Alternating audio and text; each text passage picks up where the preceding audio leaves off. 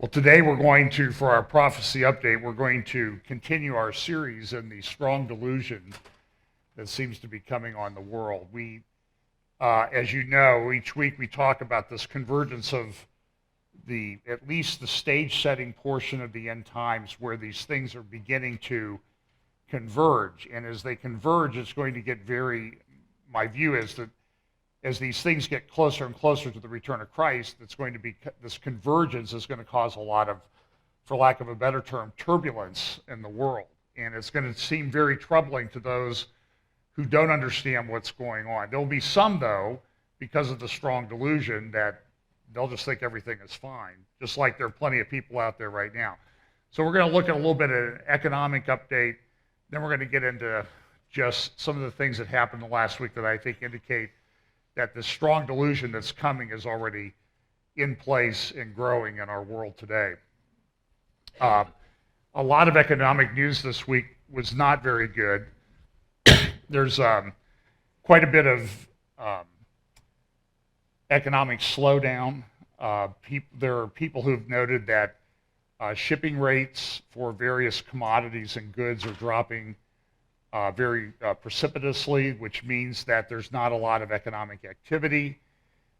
There was this report in one of the newspapers the other day that this is a dire time for European banks. There's a difference between the American and European banks. The American banks, for the most part, back in 2007 and 2008, were recapitalized. The European banks, though, have not been recapped, which means that when the next economic storm comes, and it's coming if it's not here already, they're going to have to recapitalize, which is going to cause a banking crisis in Europe. The one thing that people are concerned about are what we call bail-ins. That's already been tried in Cyprus, which means that when the banks and the central banks need more money, what they'll do is they'll just take all deposits above a certain amount. So you just need to be aware of those things coming, and you need to be, I don't want to call, the reality of that is that if people figure that that's coming, what's that going to cause? A bank run. And then what happens if there's a bank run? The banks are going to fail. But what happens if they don't if they don't do the bail-in and take the people's money? The banks are going to fail. So there's a real crisis that's coming. The blue chip stocks are down quite a bit. This is a picture from the Wall Street the other day about not only are energy prices going down quite a bit, the blue line there that goes all the way down really far is crude oil, but you also see that copper, steel, and corn are also in decline. So none of those are good signs for the economy. And CNBC this week and some of the other newspapers, they quoted ex-Bank of International Settlement chief economist William White, who warned of an epic debt tsunami worse than 2007. And he was interviewed for some of these articles while he was at the World Economic Forum in Davos, Switzerland, a couple weeks ago. And here's what the article says. Ahead of the World Economic Forum at Davos, White, and he headed, I think I just mentioned, the Bank of International Settlements in Basel, Switzerland, which is sort of like the central banks of the central bank of the central banks. Ahead of the World Economic Forum at Davos, White underlined the significance of the crisis in China for the world economy. Emerging markets were part of the solution after the Lehman crisis. That's back in 2008. Now they are part of the problem too, he said. Debts have continued to build up over the last 8 years, and they have reached such levels in every part of the world that they have become a potent cause for mischief. It will become obvious in the next recession that many of these debts will never be serviced or repaid. And this will be uncomfortable for a lot of people who think they own assets that are worth something. The situation is worse than it was in 2007. Our macroeconomic ammunition to fight downturns is essentially all used up, White said. The only question is whether we are able to look reality in the eye and face what is coming in an orderly fashion, or whether it will be disorderly. And that's one of the leading economists in the world who's saying that sort of thing. So exactly what will happen is anybody's guess. How it will unfold is anybody's guess. These things often will be triggered by sometimes a seemingly innocuous event or economic crisis or something happening, and then all of a sudden the world's in a major recession. But I do think that there's no question but that it's coming. I saw an interesting article yesterday about home prices in Vancouver. And some of you who are realtors in here will appreciate this. Over the last number of years, people are trying to get money out of China. And one of the places they've invested in real estate is Vancouver, British Columbia. And they had pictures of, I would call them hovels, homes that you would not want to live in, that had sold for between $2.5 and $6.5 million. I can't remember the newspaper that I saw. The pictures were stunning. This home went for $6.2 million, and what happened? Nobody ever lived in it. And well, what it's done, though, is it's caused home prices to become unaffordable for the average person in Vancouver. And it was Chinese people coming over, some think to launder money, to kind of buy the property, get the money, and just leave, and never take care of it. The properties are falling apart. They have no windows. And some of the, I mean, these homes are $6 million homes. You have to see the pictures to believe it. But suffice it to say, there is, in my view, an economic earthquake of some magnitude coming. Exactly how big, I don't know, but I just think that it's inevitable because all of the fundamentals of the market have been completely upset by the Fed printing money and central banks all over the world just printing money and dumping it into the system. It's going to distort the market at some point. And they've been, I will say this, they've been very clever in keeping ahead of a major economic problem. Speaking of earthquakes, these reports out of Taiwan. It was not an extremely strong earthquake, but it's caused a lot of damage. And last I heard, there were at least a dozen people dead and 100 or more missing from some of these collapsed buildings. This report in the BBC shows that humans think that they're going to build the perfect human. Scientists get the gene editing go ahead. I think this is something that ultimately I don't think that God will allow. I also saw a report, I think it was a study published in a journal out of Oxford, that said as they're breaking down into the genes, the human genome and the DNA, what they're finding is, guess what? It's way more complicated than they ever thought. And they're finding a complexity in the language that controls the code in the DNA and the genome. And they're finding that it's just why. So when people say that, well, I'm not a scientist, so don't, or a biologist, but don't quote me on it, although I know people will. But people say, well, tapeworms and humans have the same number of genes, or there are only a couple genes difference. But there's a big difference between a tapeworm. For the most part, there's some people who actually act like parasitic tapeworms in their life, but that aside, those few aside, or those many aside, the fact of the matter is there's a very big difference between tapeworms and humans. And the fact that they may have similar number of genes or that type of thing doesn't mean anything. And so what they're finding, though, is in the article quoted, said at the end, as we get into this, it appears that this is bioengineering on a very complex scale. In other words, there's a designer. There's no other way to explain the complexity of human or any other DNA that we find. Everybody thought that the genes, it's sort of like, remember Darwin said, well, the cell was just this kind of mass of goo, and so it could change very quickly. But we find as the cell has these machines in it, very complex structure, they're finding the same thing now. Another thing that I've been kind of keeping track of, this is a picture of the Porter Ranch area of North Los Angeles. You can see Los Angeles, downtown Los Angeles there in the distance. They had this massive gas leak. It's the largest gas leak ever on record. And there's been thousands of people have been forced to leave their homes. There's thousands of people who are ill. And this is This is a pretty heavily, you can see the picture there of the subdivision. It's a very heavily populated area. It's north of the Reagan Freeway in North Los Angeles. So it would be, if you are familiar with LA, it would be east of Simi Valley. It's up not too far from where the Interstate 5 and the 405 join together as Interstate 5 continues to the north. It's, as I said, a very heavily populated area to the south of where this gas leak is. There are reports that the gas company has said that they've lost control of the field. It's the largest natural gas leak in human history. It's a massive underground storage facility that they have, and they don't know what to do. They're trying to find out. There's also been a lot of these reports. This is a volcano in Japan that has been erupting off and on over the last several hundreds of years. It's been relatively dormant lately, at least for the last 10 or 15 years, is my understanding. It erupted, lava flows.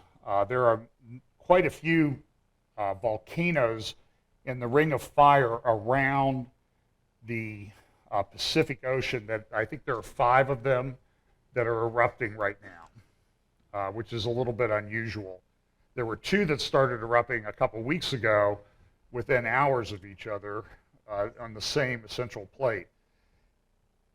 A friend of mine remarked the other day, he said, "You can't tell me that the Almighty isn't trying to send a message to people." And I think that that's the case. So as we get into this period of time, we move closer to this period of time called the 70th week of Daniel.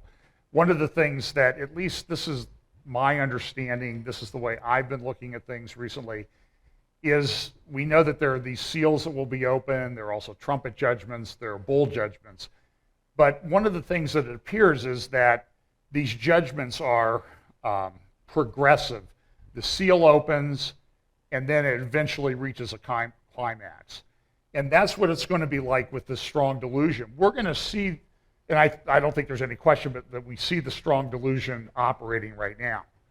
For example, Rick Joyner, part of the New Apostolic Reformation, Pastor Steve mentioned this in first hour, says that if the Carolina Cougars win today, and you should know that his ministry occupies the old buildings that were built by Jim Baker on the south part of Charlotte, North Carolina, the home city of one of the teams in the Super Bowl tonight. But if the Carolina Cougars win tonight, it's not the Cougars, Panthers. Same species, okay? Get beyond Steelers, that's about it, so for me. The Carolina Panthers win, there will be a great revival. That'll be the beginning of a third great awakening. So I guess Denver, if they want to get with God's plan, needs to throw the game tonight. Here's one prediction. Rick Joyner will be proven to be a false prophet. Okay? Now, I'm not operating in a prophetic capacity there. I'm just stating a fact. He already is a false prophet. He's one of the big promoters of this Todd Bentley nonsense that we see. So, I've got my slides backwards. So, for the mystery of lawlessness, 2 Thessalonians chapter 2. For the mystery of lawlessness is already at work. So when Paul was writing, this was already happening. Only he who now restrains will do so until he is taken out of the way. And then the lawless one will be revealed, whom the Lord will consume with the breath of his mouth and destroy with the brightness of his coming. The coming of the lawless one is according to the working of Satan with all power, signs, and lying wonders. No flesh be saved. I think my slides are all. Verse 10, and with all unrighteous deception among those who perish, because they did not receive the love of the truth, that they might be saved. And for this reason, God will send them strong delusion that they should believe the lie, that they all be condemned who did not believe the truth, but had pleasure in unrighteousness. And there will be this intervention by God that he sends the strong delusion, but the foundations of that strong delusion will be well in place before the final strong delusion comes. And I think we see that operating on so many levels in our culture today. For example, this is an update on that report that I gave a few weeks ago about the professor at Wheaton who said that Christians and Muslims worship the same God. She was suspended by Wheaton, and you should know that they continue that process. They've tried to reconcile with her, but she does not seem to be teachable, I guess is the best way that I would describe it, based on the reports that I've read. And now the Wheaton faculty, though, has come out, in the faculty council has come out in unanimous support of this lady. Because even though what she says contradicts the Wheaton statement of faith, the faculty at Wheaton says they shouldn't get rid of her. She should be allowed to continue to teach. You just might want to think about Wheaton if you're thinking about sending someone there.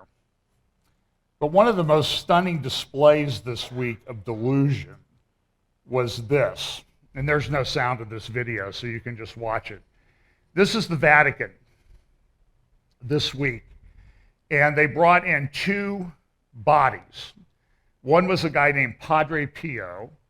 He was a priest, a monk, and they put them in crystal coffins, their bodies. Now, they did fix up the bodies, I'm understanding, with some silicone and that type of things, because, for example, this Padre Pio, the guy you just saw there, has been dead for almost 50 years.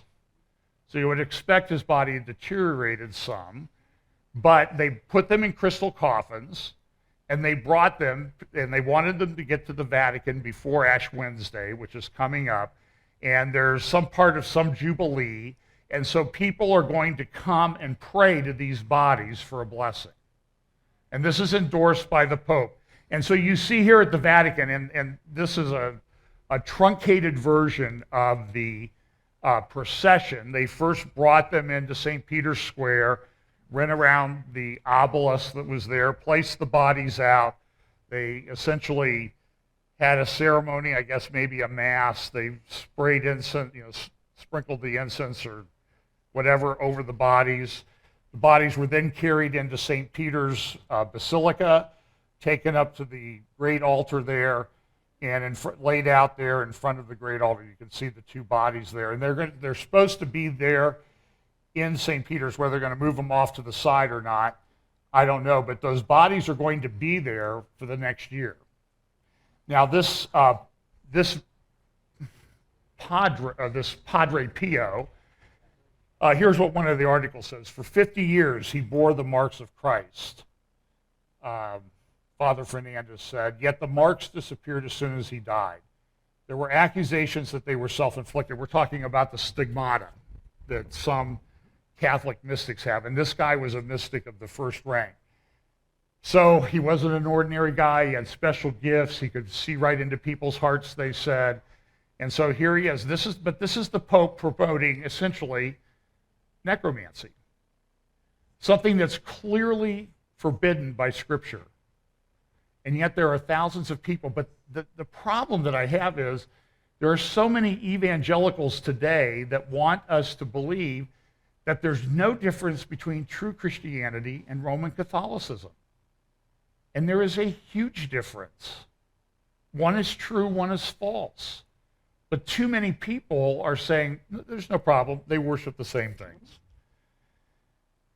Political geopolitics, we have this supposed launch by North Korea of some things into space. The U.S. is threatening sanctions. China's upset about that because they do a lot of business with North Korea.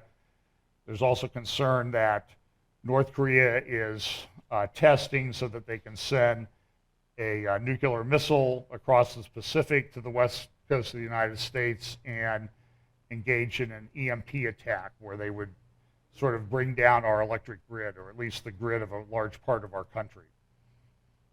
So that's something to keep aware of. So now I'm going to talk about just a couple other things. And, I have to talk about this. The president this week went to a mosque in Baltimore. It was the first time he supposedly went to a mosque in the United States, or at least officially went to a mosque in the United States. The speech was a stunning display of lying and mischaracterization of history. The president stood in front of these windows, and although they don't show up real well in this particular picture, the windows have Arabic on each of the windows. Now, this mosque in Baltimore is known to have what we would call radical terrorist ties. Some of the radical clerics, I think it's Al-Awlaki, had been taught by people in this mosque. When bin Laden was killed, they eulogized bin Laden at this mosque and said, the cleric at the time, the imam at the time, said that there would be thousands of other bin Ladens raised up because the United States had killed bin Laden. But the one thing that I think is very significant is you see the banner right over the president's head. What that is, my understanding is, I don't read Arabic. I barely read English, as you can tell sometimes. That is the word Allah. And the president had no problem speaking with that behind him. In fact, what I read in one article, and the source I trust, that all of the windows there say Allah. And there are about 99 of them. So behind the president were almost 100 times the word Allah was written. And he had no problem with that. And you remember the president, we've talked a lot about that speech here. He went to Cairo in June 4th, 2009, one of his first major speeches in a foreign country, although he had spoken a couple months before, if you'll remember, in Turkey, spoke to the Turkish parliament. But when he spoke in Cairo, he insisted that the Muslim Brotherhood be invited, despite the fact that that was a banned group by the Egyptian government. And my personal view is that that speech led in very short order to the thing that we now call the 5-year-old Arab Spring and the uprisings across the Arab world. Now, some of you who attended the church here, attended the class I used to teach elsewhere, will remember back in 2009, April of 2009, around the time that he went to Turkey, and about 2 months before he went to Cairo to deliver that speech.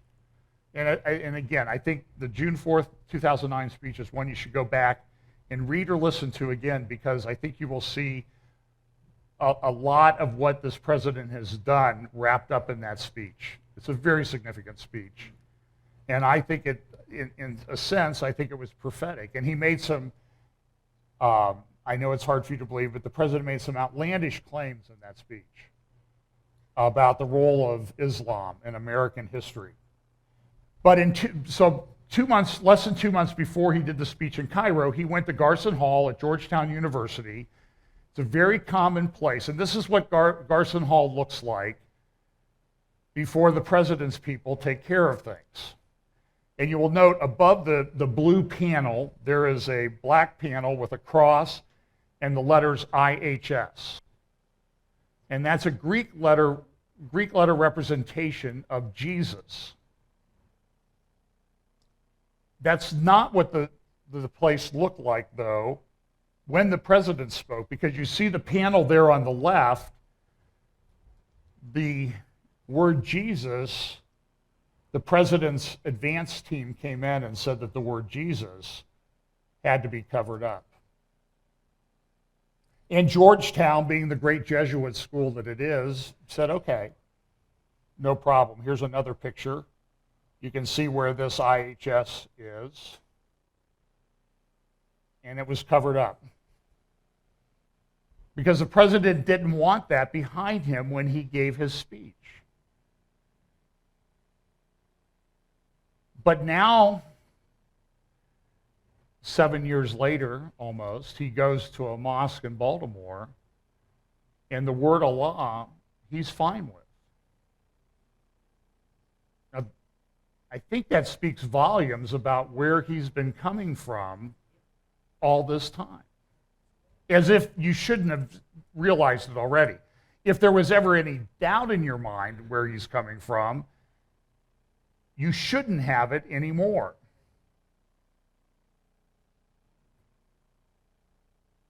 And there are the chairs at the mosque speech reserved for the White House staff, each of which contain or have on them a copy of the Quran.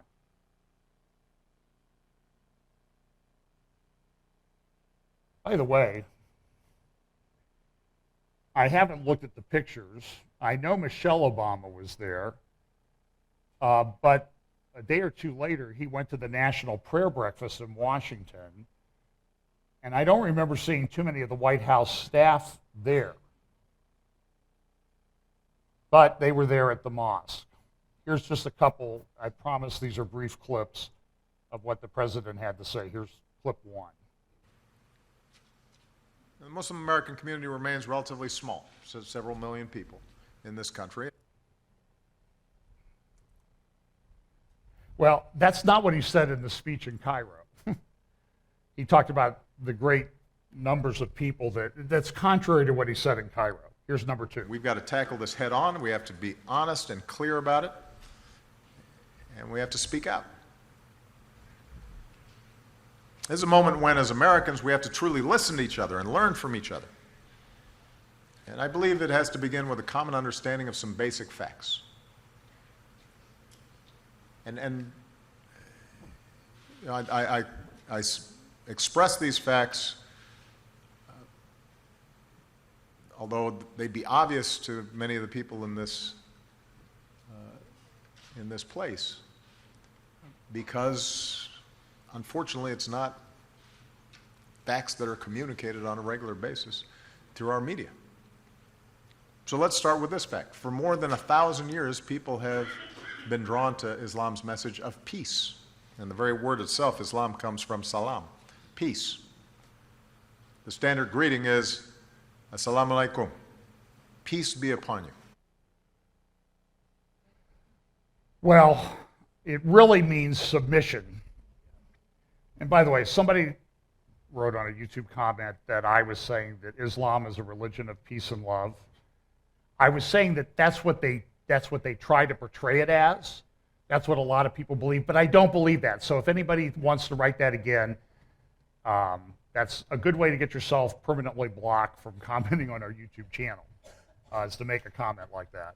I don't believe that, and if you've listened to anything that we've said around here at FBC over the years, we do not in any way support that religion. We have very negative, strong views of that religion, and we think it plays a very significant role in the end times. And here's the final clip of President Obama.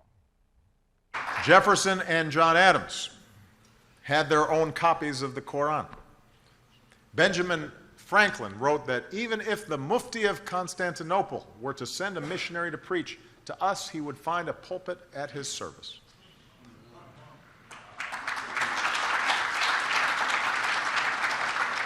So this is not a new thing. Generations of Muslim Americans helped to build our nation. They were part of the flow of immigrants who became farmers and merchants. Well, he goes on to talk about, now listen, Islam did play some significant roles in the history of the United States.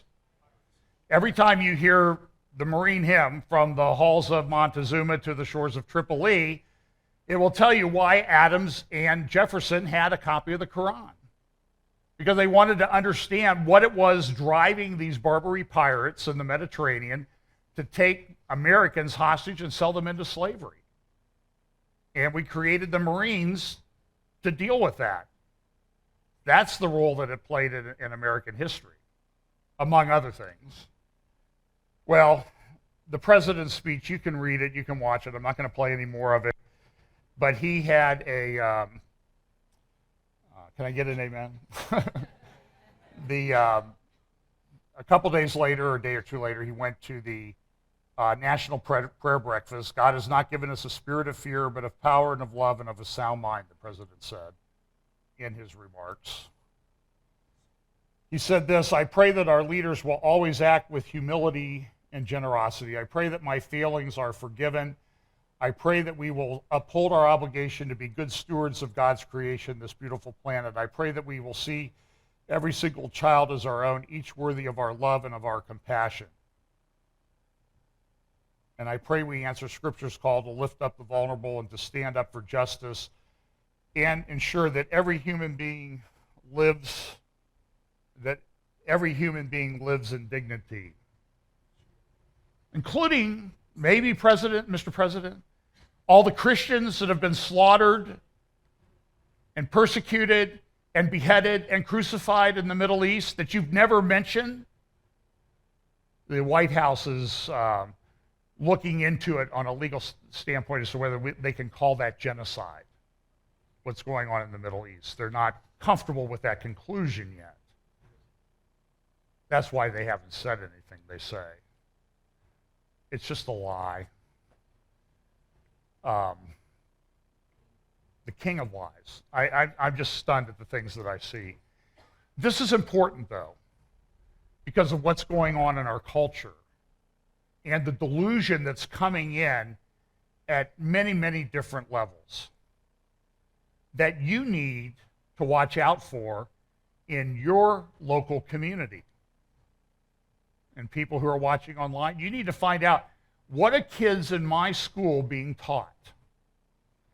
Here's an example: Charles County Schools in Maryland, the state where he went to speak in the mosque in Baltimore. In the same state, a U.S. Marine has sued a Maryland school district for forcing his daughter to recite the Islamic profession of faith in history class.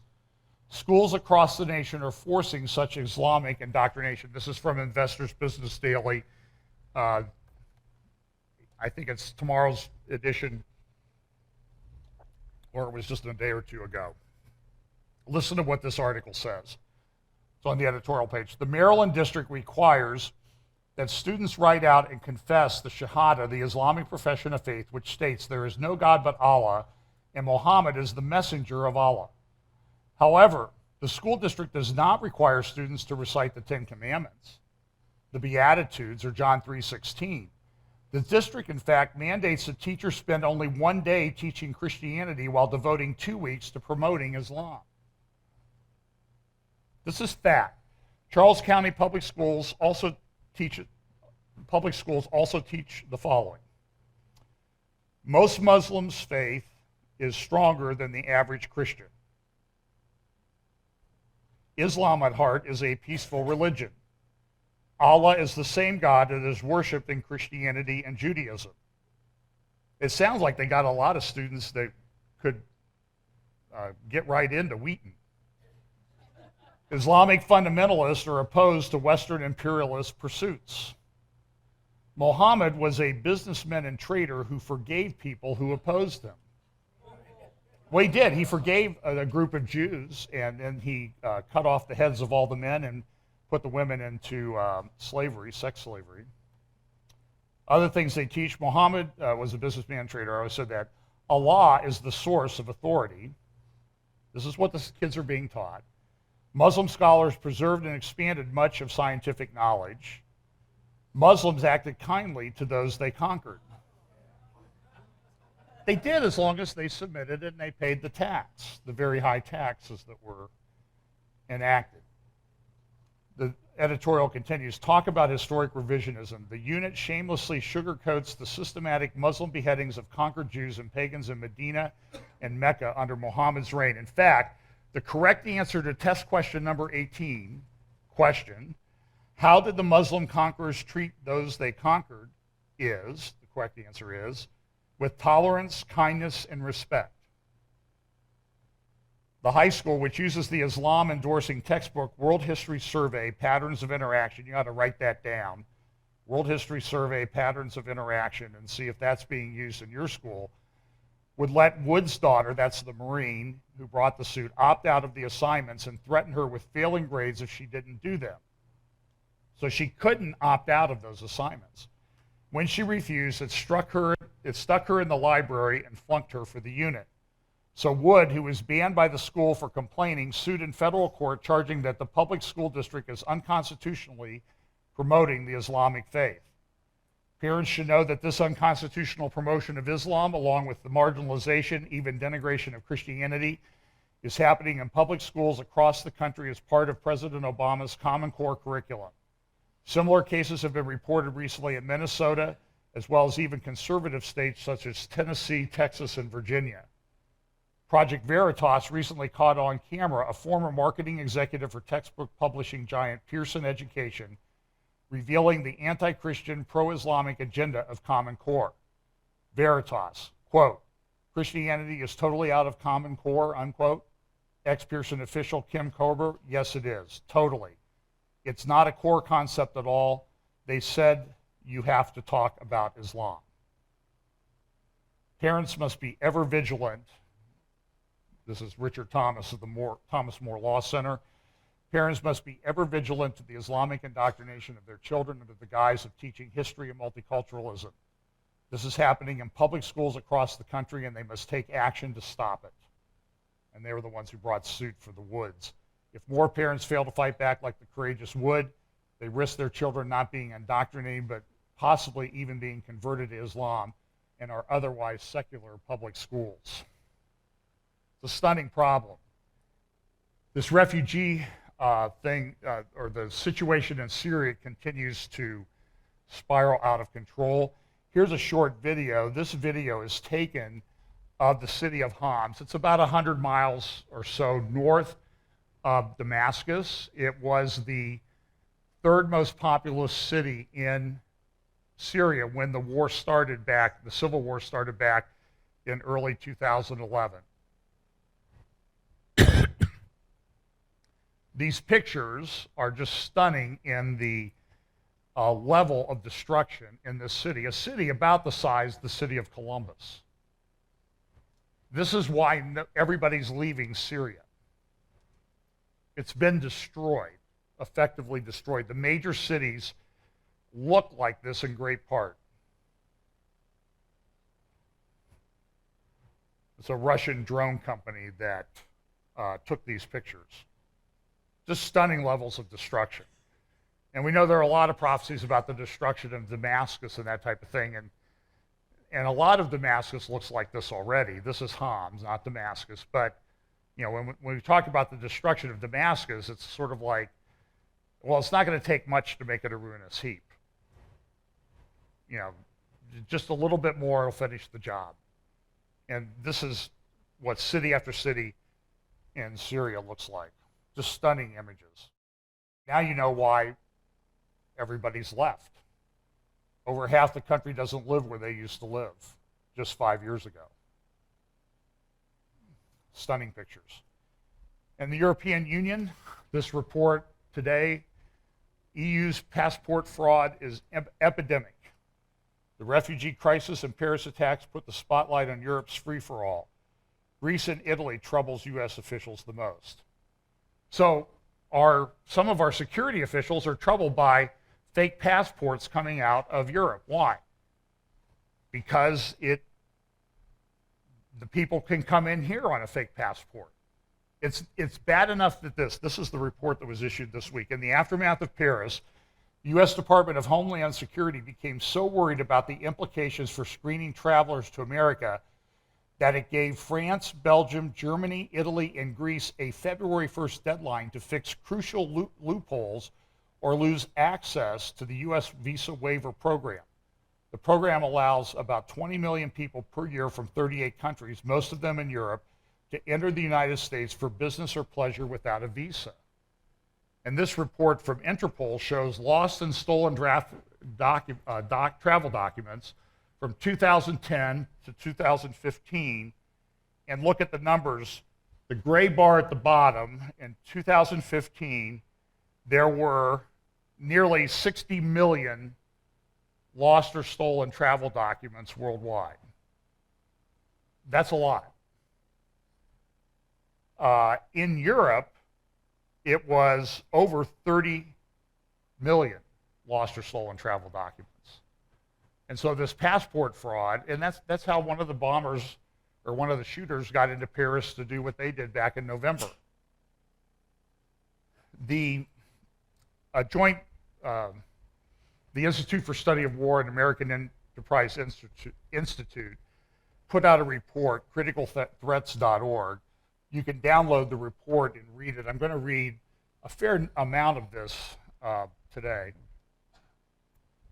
because I think it shows some of the problems that we have in our culture with delusion. And our leaders are deluded about this Islamic problem. So they have an executive summary. It's about a 50-page document. But I want you to listen to this. I want you to think about Bible prophecy, the fact that, you know, a lot of it's centered around Israel and the Middle East, and the prophecies are there. And I just want you to kind of listen to what this says through that framework. So here's what it said. This is in the executive summary. Salafi jihadi military organizations, particularly ISIS and Al-Qaeda, are the greatest threat to the security and values of American and European citizens. By the way, I don't think these people are going to be invited to the White House or to the mosque in Baltimore.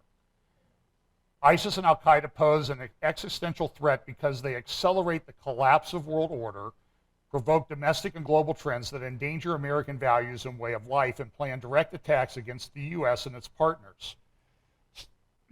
So they accelerate the collapse of world order, they provoke domestic and global trends that endanger the American values and way of life, and they plan direct attacks against the U.S. and its partners. ISIS and Al-Qaeda are more than terrorist groups, they are insurgencies. They use terrorism as a tactic, but these organizations are insurgencies that aim first to overthrow all existing governments in the Muslim world and replace them with their own, and later to attack the West from a position of power to spread their ideology to all of humanity. So, you know, imagine Israel living right in the midst of this. But this report says this is a much bigger problem than just Middle East. This is a worldwide, global problem.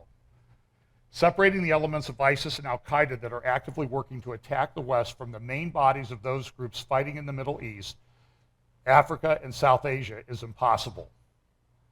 In other words, what they're saying is they're all part of a piece. All Al-Qaeda groups and ISIS affiliates seek to take the war into the West to fulfill their grand strategic objective of establishing a global caliphate, albeit according to different timelines. Counter-ISIS and Al-Qaeda policies do not ensure the safety of the American people or the homeland. The primary objective, what they did was they essentially sat down and they war gamed it with a bunch of experts. And these are the conclusions that they reach after examining the data that they collectively looked at. The primary objective of the U.S. government remains protecting the homeland and the American people, including safeguarding American values both in the homeland and abroad. The activities of ISIS and Al-Qaeda interact with the policies of Russia, Iran, and China to endanger the international systems upon which American safety and freedom depend. Any strategy to counter ISIS and Al-Qaeda will require coalition partners. However, there is no natural coalition of states with common goals that can readily work together to resolve the problem. Translation, they're organized around a common goal, we're not. And if you want to say, are we in the U.S. organized around a common goal, I would submit to you is watch the debates of the different parties. It's like they live on different planets.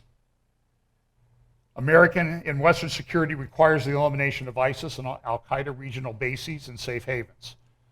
Salafi jihadi groups, these are coming out essentially out of the Middle East. Salafi jihadi groups, independent of Al-Qaeda and ISIS, form a base of support from which the enemy draws strength and resilience. ISIS and Al-Qaeda use the extensive safe haven and infrastructure of locally focused Salafi jihadi groups to help plan, train, and equip fighters for the attacks against the West.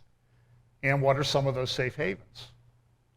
Mosques that promote this ideology. Destroying the specific cells or nodes actively preparing attacks against the West is not sufficient. Al-Qaeda and ISIS will be able to reconstitute the threat as long as Salafi jihadi military organizations continue to support them. They then went and they summarized the areas. The black areas are ISIS, the brown areas are Al-Qaeda, and the areas that they have under influence. And look at Africa, look at Northern Africa. and what's happened there. And look at the black area along the coast there of Libya, a major oil producing region. They then go on to give sort of their conclusions, and they talk about things, and I think this is where the delusional part comes in a lot. Pervasive mixed characterizations of the challenge. In other words, people in our government, security apparatus, mischaracterize the problem because they're deluded. They don't think it's a problem. The current discussion of these attacks is cementing fundamental mischaracterizations of the national security problem. However, it presupposes that there is a single war, that ISIS is the only enemy or adversary in that war, and that defeating ISIS in Syria and Iraq is tantamount to defeating the organization as a whole. It has given these mischaracterizations have had these results. It's given superficial credibility to Russian President Vladimir Putin's call for a grand coalition of all major powers to unite in the fight against ISIS. It largely ignores al-Qaeda. It also downplays the importance of the sectarian war that has engulfed the Middle East. That sectarian conflict is one of the primary drivers of the massive flow of refugees now undermining the integration of Europe, facilitating the destruction of multiple states in the Middle East, such as Iraq and Yemen, and encouraging the mobilization and radicalization of global Sunni and Shia populations in the face of what increasing numbers of people perceive to be existential threats. Any effort to counter the al-Qaeda and ISIS threats will fail as long as conditions on the ground do not change. Other problems. The media's and policymakers' single-minded focus on ISIS encourages Americans to overlook the fundamental incompatibility of Iranian and Russian regional and global objectives with those of the US and Europe.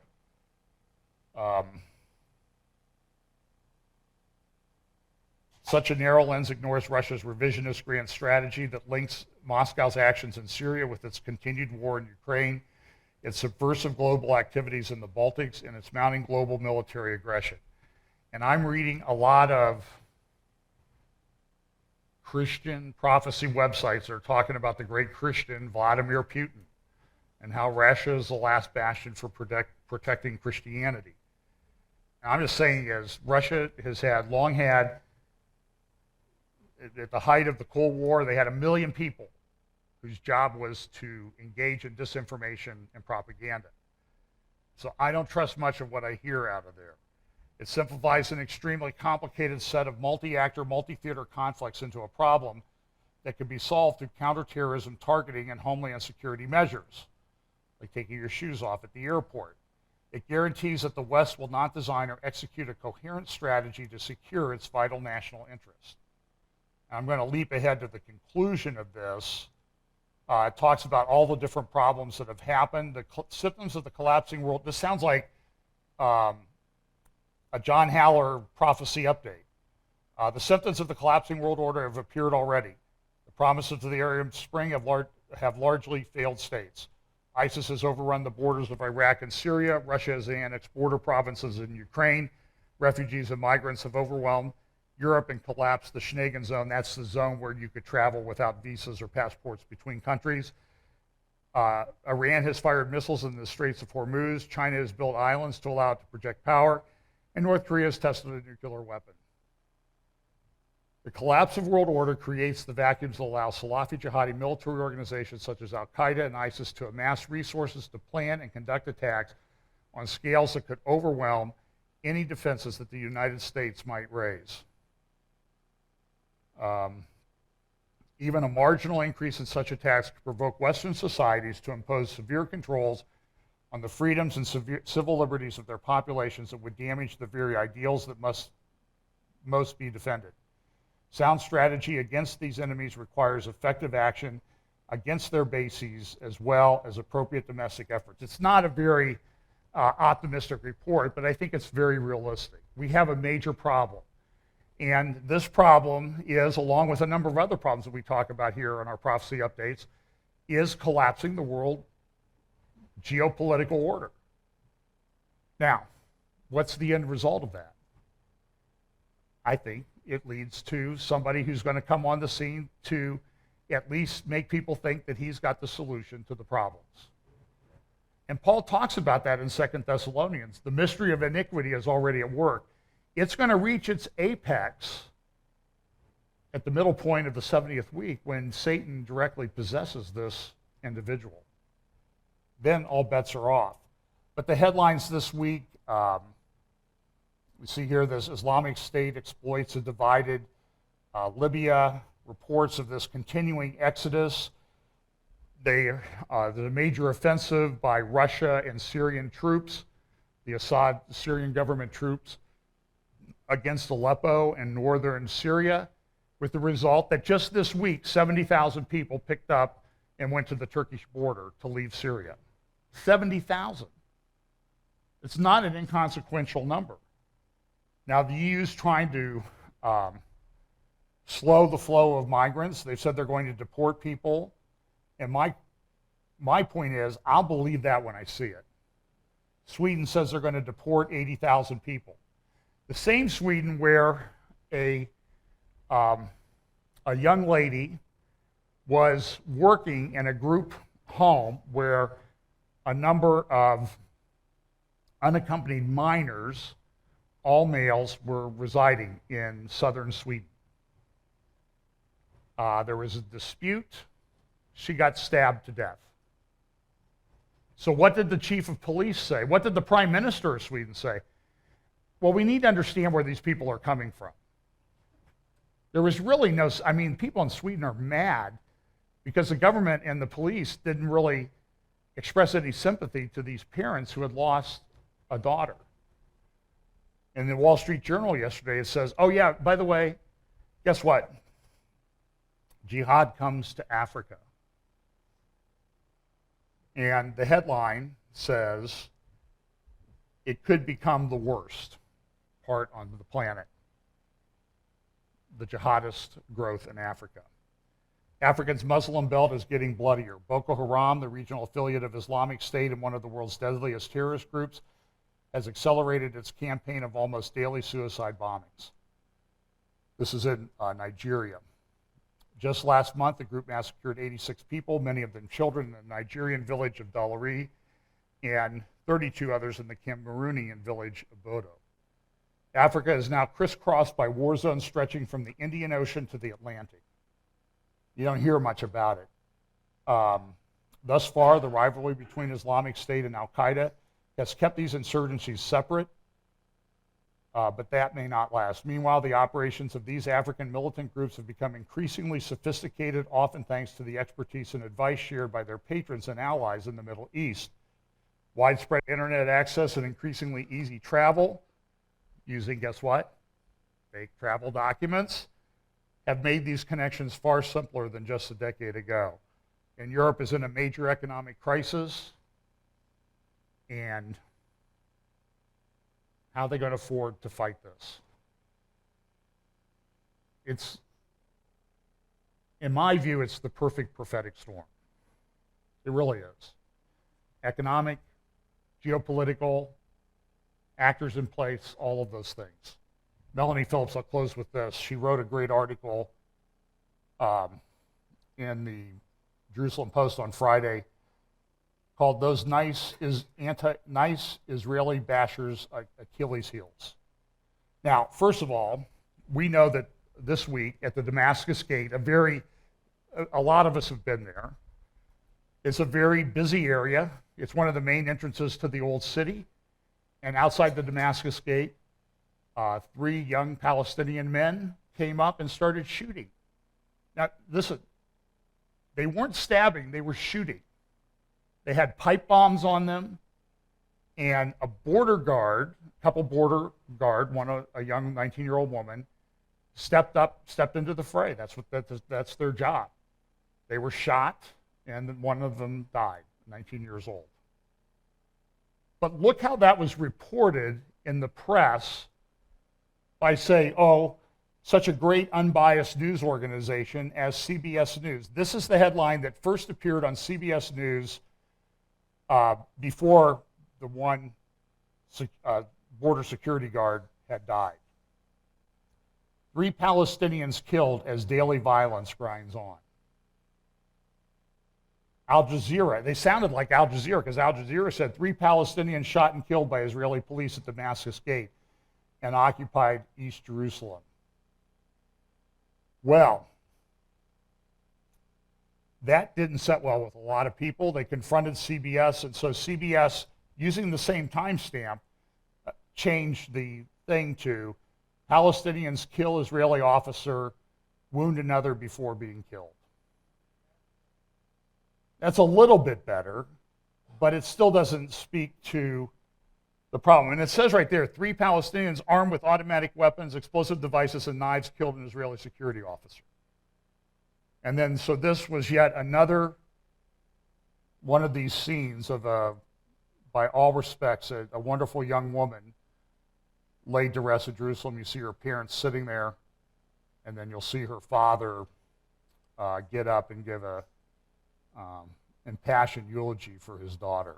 And he said, "I salute you." 19 years old, gone. With some of her friends and fellow guards, border security people. So this is happening almost daily in Israel. Rights groups in Al Jazeera said this: French police abuse Muslims under emergency laws. Because they're going into mosque and they're finding weapons caches and that type of thing, support systems. There's another report just from yesterday or today. Jerusalem Post, 2 Arab girls knife a Romley security guard. 1 suspect carried knife in the school backpack. And the question posed was this: is this starting another armed intifada? Ban Ki-moon, by the way, I played a clip of him last week, who said, well, we understand this because of the occupation. So what did he do? He was called on it by Benjamin Netanyahu, and so did Ban Ki-moon repent and say he was sorry for getting this all messed up? No, he wrote an editorial in the New York Times, "Don't shoot the messenger, Israel." So this is what we can expect in this world. Back to Melanie Phillips' article, and I'll close with this. Why can't Israel's self-styled friends understand that the things they say about Israel are not, in fact, the sentiments of friends, but of enemies? Whenever someone says, as a friend, candid friend, staunch ally of Israel, you know that what's coming is a vicious kick to the head, delivered, of course, purely in a spirit of friendship.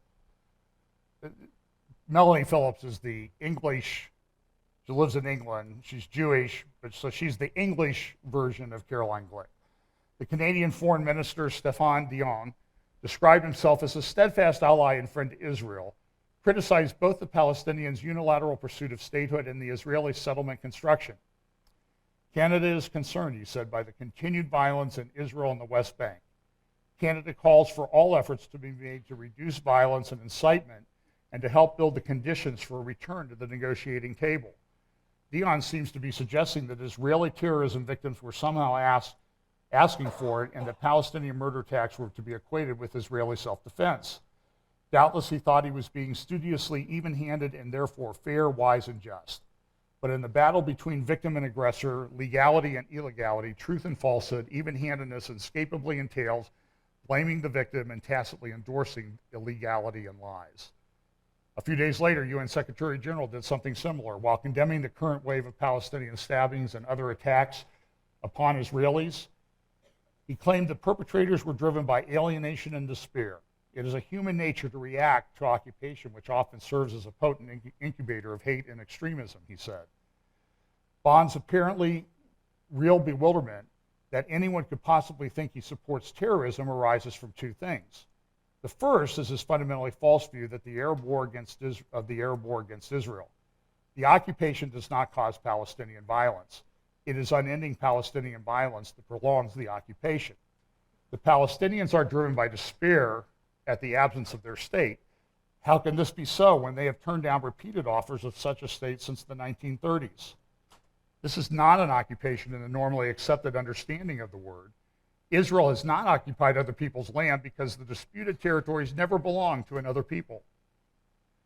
Nor is Israel there out of an aggressive colonial impulse. The Jews are entitled to hold and settle the territories under international law several times over, both as a legally permitted defense against continuous belligerence and from their never abrogated entitlement to do so, as the only people for whom this was ever their national homeland under the terms of the Palestine Mandate.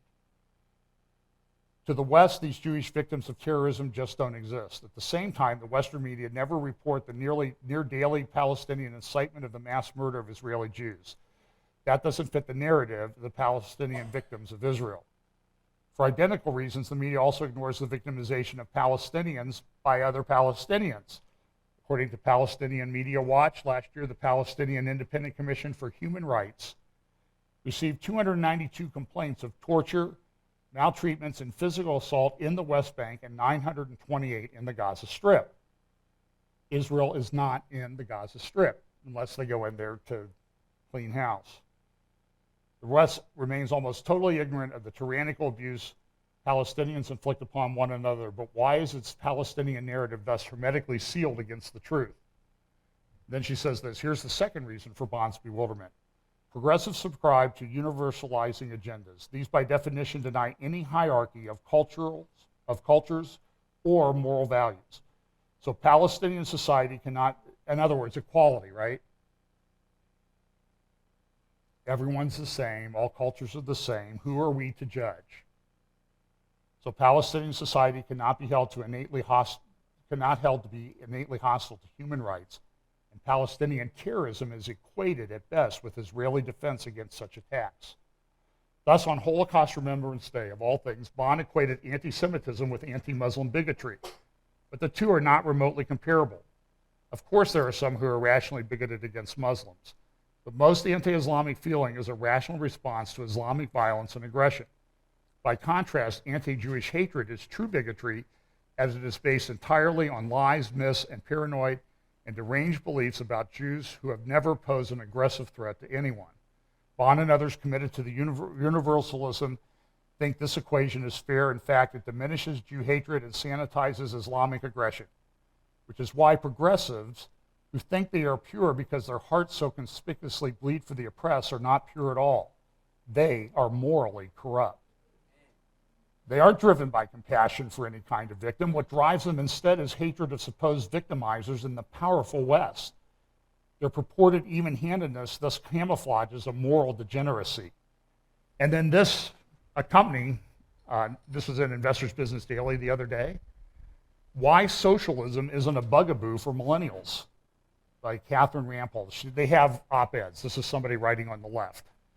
In the Iowa caucuses alone, listen to this. This is a stunning number. 84%,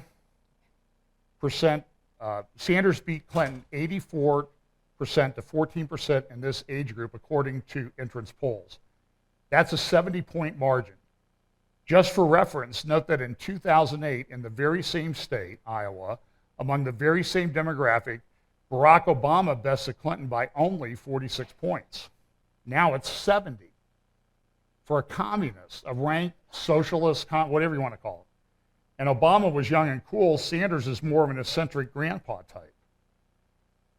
The first is that to millennials, Sanders socialism is a feature, not a bug. Much of the conversation about Sanders' democratic socialism is predicated on whether Americans can look past the supposedly toxic label.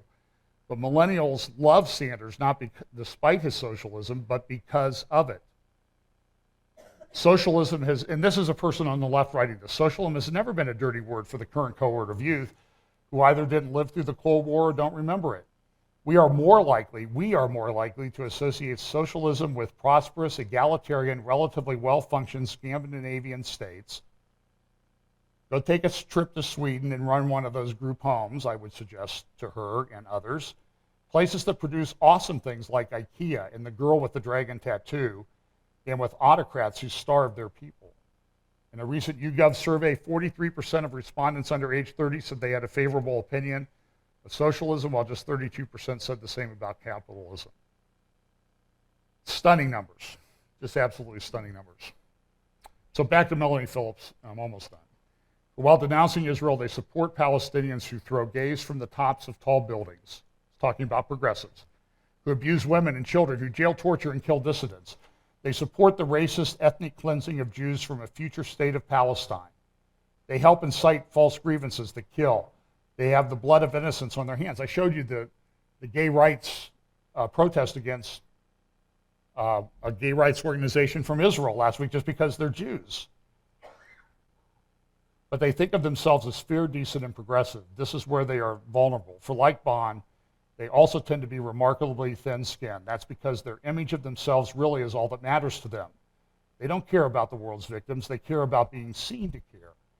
They think of themselves as nice people. We have to show them that they are not. Self-regard is everything to them. It is therefore their Achilles heel. We should puncture it. And this plays into so much of what we talked about the end times, because remember, talked about false prophet, Antichrist coming, and the Antichrist will use this the religion of the false prophet, but he'll destroy it too. But he keeps the false prophet around, and I've suggested to you that if you just sort of war gamed, I guess, or prophetic gamed the current environment with this socialistic world leaders and a socialistic pope, it's very easy to see how this will play out.